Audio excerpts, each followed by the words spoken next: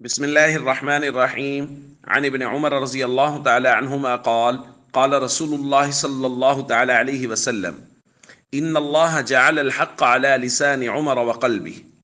رواہ الترمذی۔ نبی کریم صلی اللہ علیہ وسلم نے ارشاد فرمایا، اللہ تعالیٰ نے عمر کی زبان و دل پر حق کو جاری فرما دیا ہے۔ دوستو، جیسا کہ ہم کل کے درس میں پڑھ چکے کہ سیدنا عمر رضی اللہ تعالیٰ عنہ کی شخصیت وہ الہامی شخصیت ہے،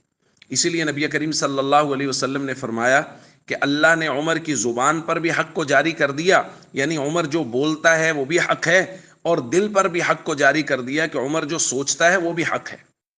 اسی لیے نبی کریم صلی اللہ علیہ وسلم کے مبارک زمانے میں بھی اور آپ کے زمانہ کے بعد بھی حضرت عمر رضی اللہ تعالیٰ عنہ نے جو فیصلے کیے، جو باتیں کی، وہ تمام کے تمام مسائل میں وہ سند ہیں، چونکہ نبی کریم صلی اللہ علیہ وسلم نے فرما دیا ہے کہ عمر جو بولے گا وہ بھی حق ہوگا، عمر جو سوچے گا وہ بھی حق ہوگا۔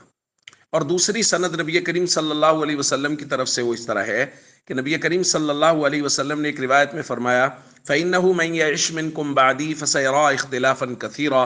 جو لوگ میرے بعد زندہ رہیں گے وہ بہت سے اختلافات دیکھیں گے۔ پھر فرمایا فَعَلَيْكُمْ بِسُنَّتِي وَسُنَّتِ الْخُلَفَاءِ الرَّاشِدِينَ الْمَهْدِيِّينَ، جب اختلافات کا زمانہ دیکھو پھر میرے اور خلفائے راشدین کے طریقے کو لازم پکڑو، یعنی میری سنت پر عمل کرو اور خلفائے راشدین جو ہدایت یافتہ ہیں ان کی سنت پر عمل کرو۔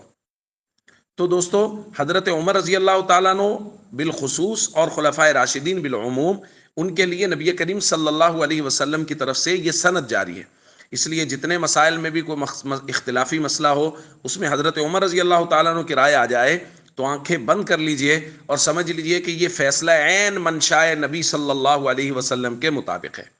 تو جب حضرت عمر رضی اللہ تعالیٰ عنہ کی بات ماننا انتہائی ضروری ہے اور ان کی بات حق ہے، تو جو لوگ حضرت عمر رضی اللہ تعالیٰ عنہ کی شخصیت کو ہی نہیں مان رہے، ایسے بھی بدبخت ہمارے معاشرے میں موجود ہیں جو حضرت عمر رضی اللہ تعالیٰ عنہ کی شخصیت پر طرح طرح کے اعتراضات کرتے ہیں، تو ان لوگوں کا تو دین اسلام کے ساتھ دور دور کا کوئی تعلق ہی نہیں ہے۔ اس لیے ہم سب کو چاہیے بہت زیادہ محبت کریں صحابہ اور اہل بیت سے، اور ہمیشہ ان کے کیے ہوئے فیصلوں پر دل و جان سے یقین رکھیں۔ السلام علیکم ورحمۃ اللہ وبرکاتہ۔